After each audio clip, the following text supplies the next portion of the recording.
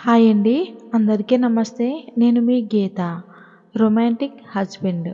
ఒక మంచి romantic story. ఇకపోతే మనం స్టోరీలోకెళ్ళిపోదాం. అది ఒక పెద్ద కళ్యాణ మండపం. బయట తళతళ మెరిసే అక్షరాలతో నవిక వెడ్స్ నవీన్ అని రాసి ఉంది. నవిక పెళ్లి కూతురిగా ముస్తాబవుతుంది. మిలమిల మెరిసిపోతున్న పెళ్లి చీర, దానికి తగ్గట్టుగా నగలు, పెళ్లి పూల జడ. ఓ అందానికే అసూయ కలిగేలా ఉంది తను. ఓ నవిక, భలే ముద్దుగా ఉన్నావే నువ్వు అంది తన ఫ్రెండ్. నవికకి భలే సిగ్గు వేసింది. పోవే అని అంది.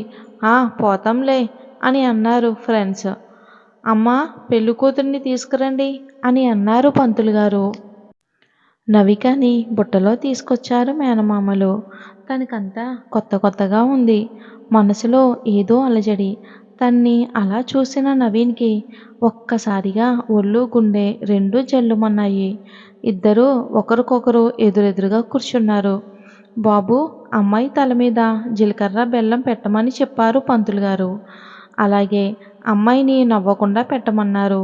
అలా పెట్టేటప్పుడు ఒకరి కళ్ళల్లోకి ఒకరు చూసుకున్నారు. అది పద్ధతి.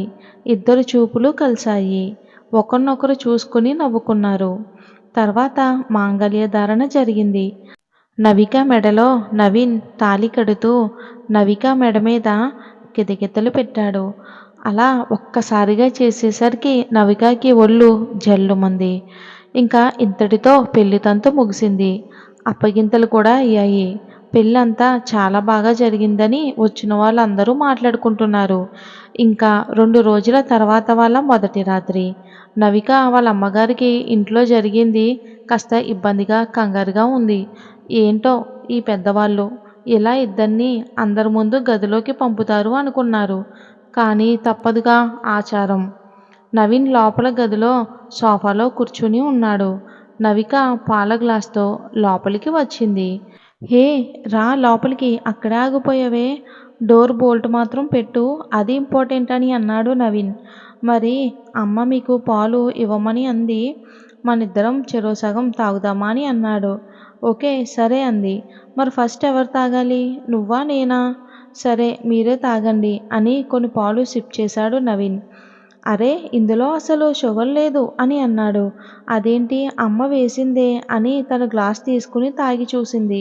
చూడండి ఎంత తీయగా ఉన్నాయో అని అంది. అవునా, ఏది చూడని అని తను తాగాడు. అవును, నువ్వు తాగాక బాగున్నాయి అని నవీన్ నవ్వాడు. అంటే యూ నాటకమా అని కళ్ళు పెద్దవి చేసింది. నువ్వేదనుకుంటే అదే. సరే గాని ఇప్పుడు ఏం చేద్దాం అని అన్నాడు నవీన్. అలా అడిగేసరికి నవికకి చాలా సిగ్గేసింది. ఏమో, నాకు భయంగా ఉంది అని అంది. సరే, నాకు కూడా అలానే ఉంది. ఇలా రా, పక్కన కూర్చో, ఊరికే మాట్లాడుకుందాం.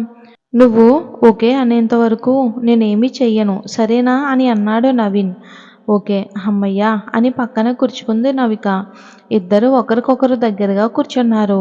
ఇంకా దగ్గరగా రా, పర్లేదు, మనకి ముందు ఒకరంటే ఒకరి గురించి భయం పోవాలి. సో నువ్వు నా చేతిలో చెయ్యి వేసి మాట్లాడు అని అన్నాడు. అలా తన చేతిలో చెయ్యి వేసేసరికి ఒక రకమైన థ్రిల్గా అనిపించింది నవికకు. ఓయ్, ఎలా ఉంది ఇలా ఉండటం అని అన్నాడు నవీన్. చాలా బాగుంది అని అంది సిగ్గుపడుతూ.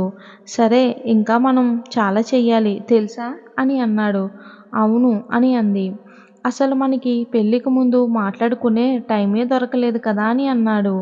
అవును. సరే, ఏం మాట్లాడుకుందాం? నేను నిన్ను నువ్వు అని పిలవాలా, లేకపోతే మీరు అని పిలవాలా అని అడిగింది. చూడు, నువ్వు నాకన్నా 3 సంవత్సరాలు చిన్నదానివి. ఎవరూ లేనప్పుడు ఒరే అన్నా పర్వాలేదు, కానీ అందరూ ఉన్నప్పుడు ఏమండి అని పిలువు అని నవ్వాడు. ఇంకా నీకు వైఫ్ అంటే ఎలా ఉండాలి? నన్ను చాలా ప్రేమించాలి. నేను కూడా నిన్ను అలానే ప్రేమిస్తాను. నేను అడిగినప్పుడల్లా ఒక ముద్దు ఇవ్వాలి. ఇంకా ఏదేదో చెయ్యాలి. ఓకేనా? మరి నేను చాలా రొమాంటిక్. ఓ బాబోయ్, ఏంటి నాకు కొత్తగా విషయాలు తెలుస్తున్నాయి ఇతని గురించి అని అనుకుంది నవిక. ఏం భయపడకు. రొమాంటిక్ అంటే నీకు నచ్చకుండా, నీకిష్టం లేకుండా నేనేమీ నీ మీద పడిపోను. నీకు నచ్చితేనే, ఓకేనా?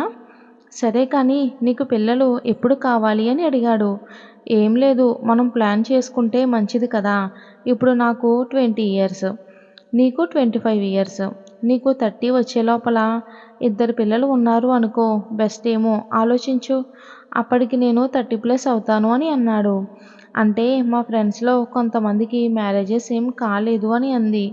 పర్లేదు, అలా అంటే నా ఫ్రెండ్స్‌లో కూడా కాలేదు. మనం మన లైఫ్ గురించే బతుకుదాం. అవతల వారి గురించి ఆలోచించొద్దు. ఏమంటావు, సరేనా? ఏంటో నవీన్ మాటలు వింటుంటే నవీన్ గురించి చాలా తెలుస్తున్నాయి. నవీన్ ఇంకా నచ్చుతున్నాడు. చూడు నవిక, నేను చాలా డిఫరెంట్. అందరికీ ఇవి చిన్న చిన్న విషయాలుగా ఉండొచ్చు కానీ నాకు మాత్రం ఇవి చాలా పెద్దవి. ఎలా అంటే నువ్వు నన్ను నమ్మి నా కోసం వచ్చావు. మీ పేరెంట్స్‌ని వదిలి వచ్చావు. నీ ఇంటి పేరు, గోత్రం అన్నీ మార్చుకున్నావు. అది నువ్వు నా కోసం ఇంత చేసినప్పుడు నీ కోసం ఏదైనా చెయ్యాలిగా. నిన్ను సంతోషపెట్టాలిగా.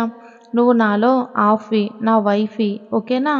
ఇంకెక్కువ ఆలోచించకు. వీళ్ళు మనల్ని గదిలోకి పంపారు కదా అని మనం వాళ్ళు అనుకున్నది చేయనక్కర్లేదు. నువ్వు కంఫర్ట్‌గా ఉన్నప్పుడే మనం మన పని స్టార్ట్ చేద్దాం. ఏమంటావ్? సరే నవీన్, నీకు మ్యారేజ్ పట్ల, ముఖ్యంగా భార్య పట్ల ఇంత రెస్పెక్ట్, క్లారిటీ ఉన్నాయి. ఐఎమ్ సో లక్కీ అని గట్టిగా హగ్ చేసుకుంది.